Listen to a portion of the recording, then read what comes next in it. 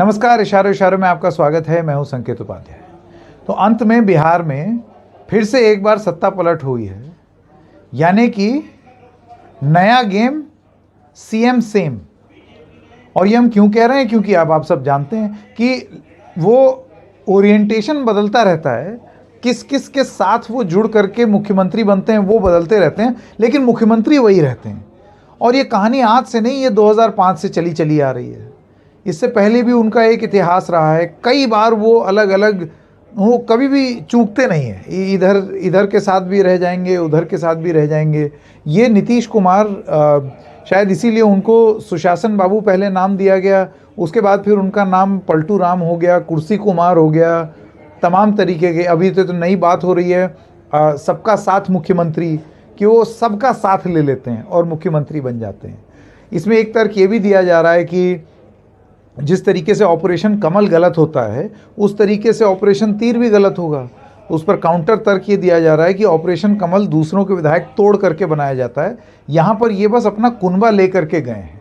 लेकिन जो मैंडेट मिला, जिस तरीके से 2017 में उस मैंडेट के विपरीत जाकर के नीतीश कुमार बीजेपी के साथ हाथ मिला लिए, ठीक उसी तरीके से मैंडेट के विपरीत जाकर के अब उन्होंने आरजेडी से हाथ मिला दिया। तो ये सवाल नीतीश कुमार को इसका जवाब देना पड़ेगा कि आप ऐसा नहीं कर सकते कि मतलब उस समय भी आप सही थे और इस समय भी आप सही हैं, और उस समय जो विपक्ष बोल रहा था वो भी सही था और इस समय भी सही था। हालांकि आपको एक छोटी सी चीज़ समाजवादियों के बारे में बता दूं, जो सोशलिस्ट होते हैं उनके लिए एक मशहूर कहावत है, और ये मुझको समाजवादी पार्टी के एक बहुत वरिष्ठ नेता हैं प्रोफेसर रामगोपाल यादव, उन्होंने एक बार बताई थी ये। और वो ये कहते थे कि हम समाजवादियों के साथ तो ऐसा है कि अगर हमारे पास कोई एक ऐसी शक्ति लड़ने की ना हो, अगर कोई एक ऐसी ताकत ना हो जिसके खिलाफ हमको संगठित होकर के लड़ना है, तो हम आपस में लड़ने लगेंगे। ये हम समाजवादियों का पुराना हिसाब किताब रहा है। तो आरजेडी वाला जो है वो एलजेपी से लड़ जाएगा, जेडीयू वाला आरजेडी से लड़ जाएगा, लेकिन एक कॉमन एनिमी अगर हो गई और ऐसा लगा कि अब एक आंच आ रही है, तो फिर हम सब एक साथ हो जाएंगे। तो उसी विचारधारा को आगे ले जाते हुए आज तेजस्वी यादव ने अपनी जो प्रेस कॉन्फ्रेंस थी, जिसमें बगल में ही नीतीश कुमार थे, उन्होंने बोला चाचा भतीजा का आपस का मामला है, नोकझोंक होती है, किस परिवार में नहीं होती। मतलब बेहद ही हल्का कर दिया उस सारे विवाद को जो इससे पहले जितनी बार भी हुआ था, तो वो छोड़ के गए थे या चुनाव जब लड़े गए, ये सारी चीज़ें।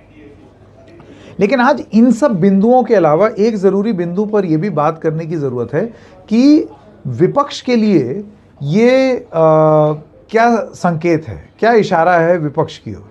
क्या एक तो बीजेपी का तर्क ये है कि भाई बधाई हो, विपक्ष को एक और प्रधानमंत्री उम्मीदवार मिल गया। एक तो ये तरीका है कि एक विपक्ष जो कि पूरी तरीके से ध्वस्त हो गया था, कोई रणनीति नहीं बना पाया था प्रेसिडेंट इलेक्शन में, जिसमें वो एक अपने प्रेसिडेंशियल कैंडिडेट जो उनका था, राष्ट्रपति का जो उनका कैंडिडेट था, उसको ढंग से समर्थन नहीं कर पाए, छितर गए, इधर उधर हो गए। वही चीज़ वाइस प्रेसिडेंट में भी हुई। पिछले साल हमने ऑपोजिशन यूनिटी देख ली 2019 में, पिछली बार, कि वहाँ पर भी सब दल संगठित नहीं हो पाए। तो इस बार भी क्या संगठित हो पाएंगे? ये तो बिहार का मामला है, इस वजह से इसमें नीतीश कुमार ये करते रहते हैं, लेकिन ये ज़रूरी नहीं है ना कि सब जगह यही चीज़ हो।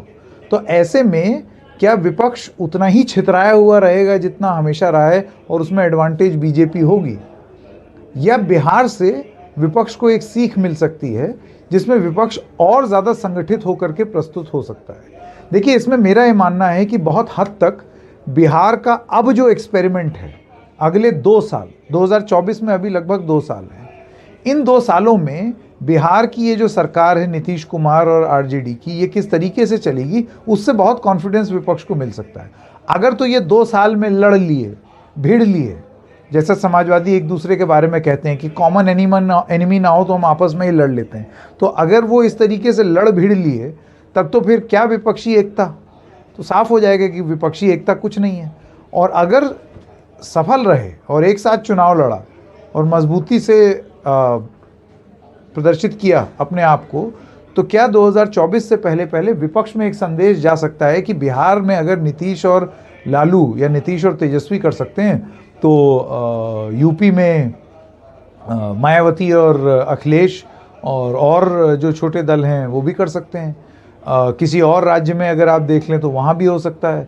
अलग अलग जगहों पर कांग्रेस को भी शायद ये एहसास हो कि भाई हम जितना हमारी शक्ति है हम उसके हिसाब से ही मांगें, ज़रूरत से ज़्यादा फैंटम बनने की कोशिश ना करें कि हमें तो इतना चाहिए क्योंकि हम बड़ी पार्टी हैं और बाद में फिर डिलीवर ना कर पाएँ। तो क्या इस तरीके की एकता का संदेश बिहार दे सकता है? ये पूरी तरीके से निर्भर होगा कि नीतीश कुमार और तेजस्वी यादव अपनी सरकार किस तरीके से चलाते हैं।